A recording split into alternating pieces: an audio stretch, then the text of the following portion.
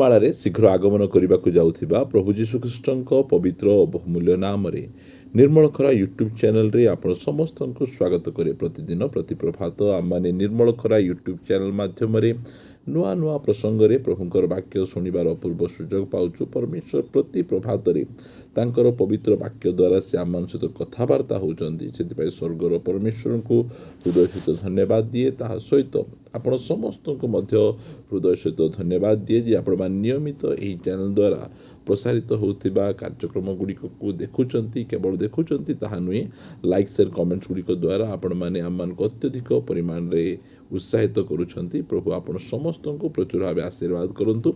ଏହି ପ୍ରକାର ଆପଣମାନେ ନିରନ୍ତର ଆମମାନଙ୍କୁ ଉତ୍ସାହିତ କରୁଥିବେ ବୋଲି ଆମେ ଆପଣମାନଙ୍କୁ ଅନୁରୋଧ କରୁଛୁ। ଆସନ୍ତୁ ଆଜିର ପ୍ରସଙ୍ଗ ନିକଟକୁ ଯିବା। ଆଜିର ପ୍ରସଙ୍ଗଟି ଏହି ପ୍ରକାର ଅଟେ, ପ୍ରଭୁ କାହିଁକି ପରୀକ୍ଷା କରନ୍ତି? ପ୍ରଭୁ କାହିଁକି ପରୀକ୍ଷା କରନ୍ତି? ପ୍ରିୟମାନେ, ପ୍ରଭୁ ବିଶ୍ୱାସୀମାନଙ୍କର ପରୀକ୍ଷା କାହିଁକି କରନ୍ତି ସେହି ବିଷୟରେ ଆମେ ଅଳ୍ପ ସମୟ ଧରି ଆମେ କଥାବାର୍ତ୍ତା ହେବା।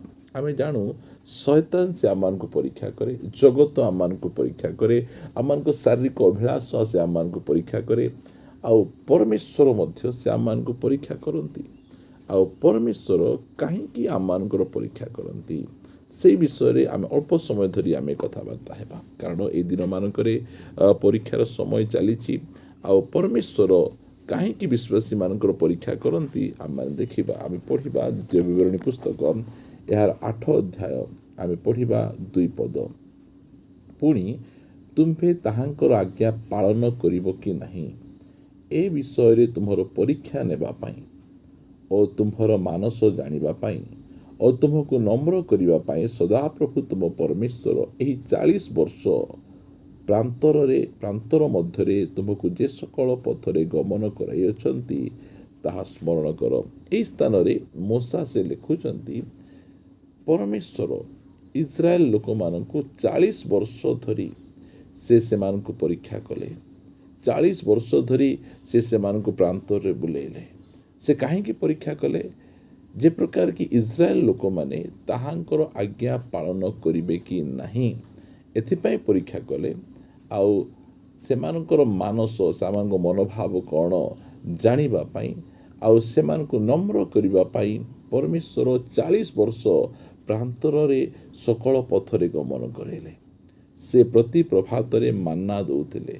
ପ୍ରିୟମାନେ, 40 ବର୍ଷ ଧରି ଜଣେ ବ୍ୟକ୍ତି ଗୋଟିଏ ପ୍ରକାର ଖାଦ୍ୟ ଖାଇଲେ ତାର ଜୀବନଶୈଳୀ କି ପ୍ରକାର ହେବ ଟିକେ ବୁଝନ୍ତୁ।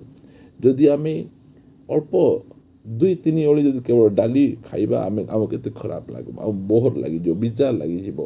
ମାତ୍ର ଇସ୍ରାଏଲ ଲୋକମାନଙ୍କୁ ପରମେଶ୍ୱର 40 ବର୍ଷ ଧରି ସେ କ'ଣ କଲେ? ସେମାନଙ୍କୁ ପରୀକ୍ଷା କଲେ। ପରୀକ୍ଷା କାହିଁକି କଲେ? ଆଜ୍ଞା ପାଳନ କରିବ କି ନାହିଁ। ପ୍ରିୟମାନେ, ପରମେଶ୍ୱର କେବେ ହେଲେ ମଧ୍ୟ ମନ୍ଦରେ କାହାକୁ ପରୀକ୍ଷା କରନ୍ତି ନାହିଁ। ଯେଉଁ ସମୟରେ ଆମମାନେ ଯାକୁବ ପୁସ୍ତକ ଆମେ ପଢ଼ିବା, ଯାକୁବ ସେ ପରୀକ୍ଷା ବିଷୟରେ ବହୁତ ସୁନ୍ଦର କଥା ଗୁଡ଼ିକ ସେ ଲେଖନ୍ତି। ଯାକୁବ ପୁସ୍ତକ ଆମେ 1 ଅଧ୍ୟାୟକୁ ଯେଉଁ ସମୟରେ ଆମେ ପଢ଼ିବା, 1 ଅଧ୍ୟାୟରେ 13 ପଦ, କେହି ପରୀକ୍ଷିତ ହେଲେ ମୋହର ଏହି ପରୀକ୍ଷା ପରମେଶ୍ୱରଙ୍କ ଆଡ଼ୁ ହେଉଅଛି ବୋଲି ନ କହୁ, କାରଣ ଈଶ୍ୱର ମନ୍ଦରେ ପରୀକ୍ଷିତ ହୋଇପାରନ୍ତି ନାହିଁ, ଆଉ ସେ ନିଜେ କାହାକୁ ପରୀକ୍ଷା କରନ୍ତି ନାହିଁ। ପରମେଶ୍ୱର କେବେ କାହାକୁ ମନ୍ଦରେ ପରୀକ୍ଷା କରନ୍ତି ନାହିଁ, କୌଣସି ପ୍ରକାର ପ୍ରଲୋଭନରେ ପରୀକ୍ଷା କରନ୍ତି ନାହିଁ। ମାତ୍ର ପରମେଶ୍ୱର କାହିଁକି ପରୀକ୍ଷା କରନ୍ତି? ଆମେମାନେ ତାହାଙ୍କର ଆଜ୍ଞା ପାଳନ କରିବା କି ନାହିଁ ଏଥିପାଇଁ ସେମାନଙ୍କ ପରୀକ୍ଷା କଲେ। ଇସ୍ରାଏଲ ଲୋକମାନଙ୍କୁ ସେ ଆଜ୍ଞା ଦେଲେ ଯେ ଆମେ ତୁମକୁ ପ୍ରତି ପ୍ରଭାତରେ ସ୍ୱର୍ଗରୁ ଆହାର ଦେବା। ଆଉ ପରମେଶ୍ୱରଙ୍କର ସେହି କଥାକୁ ସେମାନେ ମାନିବେ କି ନାହିଁ, ନିଜ ପାଇଁ ଅଲଗା ଉପାୟ ଖୋଜିବେ, ନିଜ ପାଇଁ ଅଲଗା ମାର୍ଗ ଖୋଜିବେ ନା ସେମାନେ ପରମେଶ୍ୱରଙ୍କ ଆଜ୍ଞାକୁ ପାଳନ କରିବେ। ଏଥିପାଇଁ ପରମେଶ୍ୱର ସେମାନଙ୍କୁ 40 ବର୍ଷ ଧରି ପ୍ରାନ୍ତରରେ ଚଳାଇଲେ। ଆଜି ପରମେଶ୍ୱର ସେ ଆମମାନଙ୍କୁ ପ୍ରତିଜ୍ଞା କରିଛନ୍ତି ଯେ ତୁମେମାନେ ପ୍ରଥମେ ତାହାଙ୍କ ରାଜ୍ୟ ଧାର୍ମିକତାର ଅନ୍ୱେଷଣ କର, ଆଉ ଏହି ସମସ୍ତ ବିଷୟ ମାନେ କ'ଣ ଖାଇବ, କ'ଣ ପିଇବ, କ'ଣ ପିନ୍ଧିବ, ଏହି ସମସ୍ତ ବିଷୟ ମଧ୍ୟ ସେ ତୁମ୍ଭମାନଙ୍କୁ ଦେବେ। ଏହା ସେ ଆମ୍ଭମାନଙ୍କୁ ପ୍ରତିଜ୍ଞା କରିଛନ୍ତି। ସେଥିପାଇଁ ଆମେ ସକାଳେ ପ୍ରଥମରେ ଆମମାନେ ପରମେଶ୍ୱରଙ୍କୁ ଖୋଜିବାର ଆବଶ୍ୟକ ରହିଅଛି। ଏହି ବାକ୍ୟ ଆମେ ମାନୁଛୁ କି ପାଳନ କରୁଛୁ କି? ପ୍ରିୟମାନେ, ପରମେଶ୍ୱର ଇସ୍ରାଏଲ ଲୋକମାନଙ୍କୁ ଯେ ପ୍ରକାର ଭାବରେ ପ୍ରତି ପ୍ରଭାତରେ ମାନା ଦେବା ପାଇଁ ପ୍ରତିଜ୍ଞା କରିଥିଲେ, ସେହି ପ୍ରକାର ଆମମାନଙ୍କୁ ମଧ୍ୟ ସେ ପ୍ରତିଜ୍ଞା କରିଛନ୍ତି। ପ୍ରଥମେ ଯଦି ଆମେ ତାହାଙ୍କ ରାଜ୍ୟ ଓ ଧାର୍ମିକତାର ଅନ୍ୱେଷଣ କରିବୁ, ତାହେଲେ ଏହି ସମସ୍ତ ବିଷୟ ମଧ୍ୟ ଆମମାନଙ୍କୁ ସେ ଦେବେ। ଆଉ ଆମମାନଙ୍କ ମନୋଭାବ, ଆମେ କେଉଁ ମନୋଭାବ ନେଇ ପରମେଶ୍ୱରଙ୍କ ପଛରେ ଆମେ ଚାଲିଛୁ? ଆମର ମାନସ ଜାଣିବା ପାଇଁ, ଯେଉଁ ସମୟରେ ଆମ ଜୀବନରେ କିଛି ଅଭାବ ଆସେ, ଆମ ଜୀବନରେ କିଛି କଷ୍ଟ ଆସେ, ସେହି ସମୟରେ ଆମେ କି ପ୍ରକାର ପ୍ରତିକ୍ରିୟା ଦେଖାଉଛୁ? ଇସ୍ରାଏଲ ଲୋକମାନେ ପ୍ରାନ୍ତରରେ ସେମାନେ ପରମେଶ୍ୱରଙ୍କ ବିରୁଦ୍ଧରେ ବଚସା କଲେ। ସେମାନେ କହିଲେ, କାହିଁକି ଆମକୁ ମିଶ୍ର ଦେଶରୁ କଢ଼ାଇ ଆଣିଲ? ଆମେ ମିଶ୍ର ଦେଶରେ ଭଲରେ ଥିଲୁ, ଆମେ ସେହି ସ୍ଥାନରେ ଖାଉଥିଲୁ ପିଉଥିଲୁ, ମାତ୍ର ଏହି ସ୍ଥାନରେ ଆମେ ଆସି ତୁମେ କାହିଁକି ଆମକୁ ରଖିଛ? ଏ ପ୍ରକାର ବଚସା କଲେ। ପ୍ରିୟମାନେ, ଆମେ ବଚସା କରିବା କଥା ନାହିଁ। ପରମେଶ୍ୱର ସେମାନଙ୍କୁ ଖାଇବା ପିଇବାର ଟିକେ ଡିଲେ କାହିଁକି କରୁଥିଲେ? ଏଥିପାଇଁ ସେମାନଙ୍କୁ ସେ ଡିଲେ କରୁଥିଲେ ଯେ ପ୍ରକାର କି ତାଙ୍କର ମାନସ ଜାଣି ହେବ। ଆଜି ମଧ୍ୟ ପରମେଶ୍ୱର ସେ ଆମମାନଙ୍କ ଜୀବନରେ ସବୁ ବିଷୟ ଗୁଡ଼ିକକୁ ସାଙ୍ଗେ ସାଙ୍ଗେ ଦେଉନାହାନ୍ତି। ସେ ଆମମାନଙ୍କର ମାନସ ଜାଣିବା ପାଇଁ ଆମମାନଙ୍କୁ କିଛି ବିଳମ୍ବ କରନ୍ତି, ଯାହାଦ୍ୱାରା ଆମେ ନିଜେ କିଛି ଉପାୟ କରୁଛୁ କି, ଆମେ ପରମେଶ୍ୱରଙ୍କ ବିରୁଦ୍ଧରେ ବଚସା କରୁଛୁ କି, ଏ ବିଷୟ ଗୁଡ଼ିକକୁ ସେ ଯେ ପ୍ରକାର ଜାଣିପାରିବେ। ସେ ତ ଜାଣିଛନ୍ତି, ମାତ୍ର ଆମେ ଯେ ପ୍ରକାର ଜାଣିପାରିବୁ। ଆମେ ଅନେକ ସମୟରେ, ଯେଉଁ ସମୟରେ ସୁଖ ଶାନ୍ତି ଆନନ୍ଦରେ ଥାଉ, ସେହି ସମୟରେ ପ୍ରେଜ୍ ଦ ଲର୍ଡ, ହାଲେଲୁୟା, ଗ୍ଲୋରି ଗ୍ଲୋରି ଆମେ କହୁ। ମାତ୍ର ଆୟୁବ ସୁଖ ଶାନ୍ତିରେ ମଧ୍ୟ ପ୍ରଭୁଙ୍କର ଗୌରବ କରୁଥିଲେ। ଆଉ ଯେଉଁ ସମୟରେ ତାଙ୍କ ଜୀବନରେ ବହୁତ ବଡ଼ ପରୀକ୍ଷା ଆସିଲା, ଆୟୁବଙ୍କୁ ପରମେଶ୍ୱର ପରୀକ୍ଷା କରିନଥିଲେ, ମାତ୍ର ଶୟତାନକୁ ପରୀକ୍ଷା କରିବା ପାଇଁ ପରମେଶ୍ୱର ଅନୁମତି ଦେଇଥିଲେ। ଆଉ ସେହି ପରୀକ୍ଷାରେ ଆୟୁବ ସମ୍ପୂର୍ଣ୍ଣ 100% ସେ ଉତ୍ତୀର୍ଣ୍ଣ କରିଥିଲେ। ଶୟତାନକୁ ମୁତୋଡ଼ ଜବାବ ଦେଇଥିଲେ, ଶୟତାନର ମୁଖକୁ ବନ୍ଦ କରିଥିଲେ।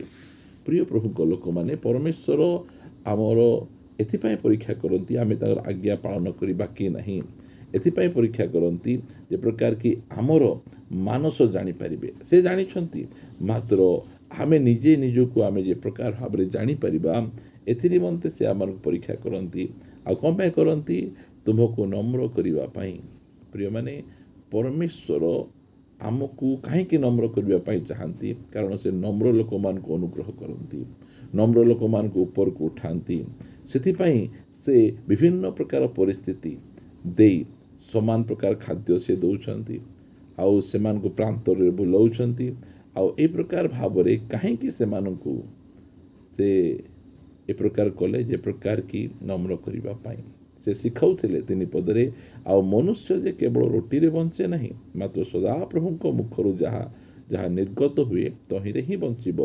ଏହା ତୁମକୁ ଜଣାଇବା ପାଇଁ ସେ ତୁମକୁ ନମ୍ର ଓ କ୍ଷୁଧିତ କରି ତୁମର ଅଜ୍ଞାତ ଓ ତୁମ ପୂର୍ବପୁରୁଷ ଗଣର ଅଜ୍ଞାତ ମାନା ଦେଇ ପ୍ରତିପାଳନ କରିଅଛନ୍ତି। ପ୍ରିୟମାନେ, ଅବ୍ରାହମକୁ ମଧ୍ୟ ସେ ପରୀକ୍ଷା କଲେ।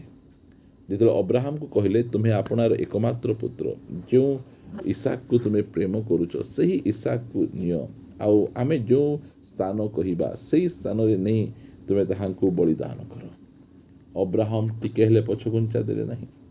ପରମେଶ୍ୱର ଯାହା କହିଥିଲେ ତାହା ସେ କଲେ। ଆଉ ସେ କୌଣସି ପ୍ରକାର ଭାବରେ ପରମେଶ୍ୱରଙ୍କ ଆଜ୍ଞାରୁ ବିମୁଖ ହେଲେ ନାହିଁ। ସେ ସମୟରେ ଲେଖାଯାଏ 22 ଅଧ୍ୟାୟ ଆଦି ପୁସ୍ତକ 12 ପଦରେ, ତହିଁରେ ସେ କହିଲେ, ତୁମ୍ଭେ ସେହି ବାଳକର ପ୍ରତି କୂଳରେ ହସ୍ତ ବିସ୍ତାର କର ନାହିଁ ଓ ତାହା ପ୍ରତି କିଛି କର ନାହିଁ, କାରଣ ପରମେଶ୍ୱରଙ୍କ ପ୍ରତି ତୁମର ଭୟ ଅଛି। ଏହା ଏବେ ଆମ୍ଭେ ବୁଝିଲୁ, ଯେହେତୁ ତୁମ୍ଭେ ଆମ୍ଭକୁ ଆପଣାର ଏକମାତ୍ର ପୁତ୍ର ଦେବାକୁ ହିଁ ଅସମର୍ଥ ନହିଲ। ପ୍ରିୟମାନେ, କି ସୁନ୍ଦର! ଅବ୍ରାହମକୁ ପରମେଶ୍ୱର ପରୀକ୍ଷା କରିଛନ୍ତି। ଅବ୍ରାହମ ପରୀକ୍ଷାରେ ବିଫଳ ହୋଇନାହାନ୍ତି। 100କୁ 100 ମାର୍କ ସେ ଆଣିଛନ୍ତି। ଆଜି ପରମେଶ୍ୱର ଆମ ଜୀବନରେ କାହିଁକି ପରୀକ୍ଷା କରନ୍ତି? ଆମକୁ ଆମର ମାନସ ଜାଣିବା ପାଇଁ, ଆମକୁ ନମ୍ର କରିବା ପାଇଁ, ଆମେ ତାଙ୍କର ଆଜ୍ଞା ପାଳନ କରୁଛୁ କି ନାହିଁ, ତାଙ୍କ ପ୍ରତି ଆମର ଭୟ ଅଛି କି ନାହିଁ, ଏସବୁ ଜାଣିବା ପାଇଁ ସେ ଆମମାନଙ୍କୁ ପରୀକ୍ଷା କରନ୍ତି। ଆଉ ଆପଣଙ୍କର ଜୀବନରେ ଆପଣ ପ୍ରଭୁଙ୍କ ମାର୍ଗରେ ସଠିକ୍ ଭାବରେ ଚାଲୁଛନ୍ତି, ହେଲେ ମଧ୍ୟ ବିଭିନ୍ନ ପ୍ରକାର ପରୀକ୍ଷା ପ୍ରଲୋଭନ ଆପଣଙ୍କ ଜୀବନରେ ଆସୁଛି, ଆପଣ ବିଚଳିତ ହୁଅନ୍ତୁ ନାହିଁ। ପରମେଶ୍ୱର ଆପଣଙ୍କୁ ଶକ୍ତି ଦେବେ, ସାମର୍ଥ୍ୟ ଦେବେ ପ୍ରତ୍ୟେକ ପରୀକ୍ଷା ଉପରେ ଜୟ ଲାଭ କରିବା ପାଇଁ। ପ୍ରଭୁ ଆପଣମାନଙ୍କୁ ଆଶୀର୍ବାଦ କରନ୍ତୁ। ଆସନ୍ତୁ ଆମମାନେ ପ୍ରାର୍ଥନା କରିବା। ସ୍ୱର୍ଗୀୟ ପିତା, ମୁଁ ତୁମକୁ ଧନ୍ୟବାଦ ଦିଏ ଯେ ତୁମେ ଆମମାନଙ୍କୁ ପ୍ରେମ କରୁଛ ଓ ଆମମାନଙ୍କୁ ଯତ୍ନ ନେଉଛ, ଆଉ ଅତି ସୁନ୍ଦର ଭାବରେ ତୁମର ପବିତ୍ର ବାକ୍ୟ ଦ୍ୱାରା ସେ ଆମମାନଙ୍କ ସହିତ ତୁମେ କଥାବାର୍ତ୍ତା ହେଉଛ। ସେଥିପାଇଁ ଧନ୍ୟବାଦ प्रभु मु धन्यवाद दूची आज समय पाई आज दिन पाई प्रत्येक को आशीर्वाद करो जो माने विभिन्न प्रकार परीक्षा प्रलोभन मध्य दे जाउचंती से जत्न नियो से आशीर्वाद करो कौन से परीक्षा रे पड़ी जीवा पाई दियो नहीं सब परीक्षा रे उत्तीर्ण हेबा पाई दया करी तुम्हें साहाय्य कर प्रार्थना शुणिछ धन्यवाद प्रार्थना प्रिय प्रभु यीशु नाम रे मागुछु आमीन आमीन प्रेज द लॉर्ड प्रभु आम समस्त को प्रचुर भाव आशीर्वाद करूँ प्रभु अनुग्रह कले आसंता अध्याय आउ नुआ प्रसंग में परस्पर सहित साक्षात करवा रहा नमस्कार praise the Lord God bless you.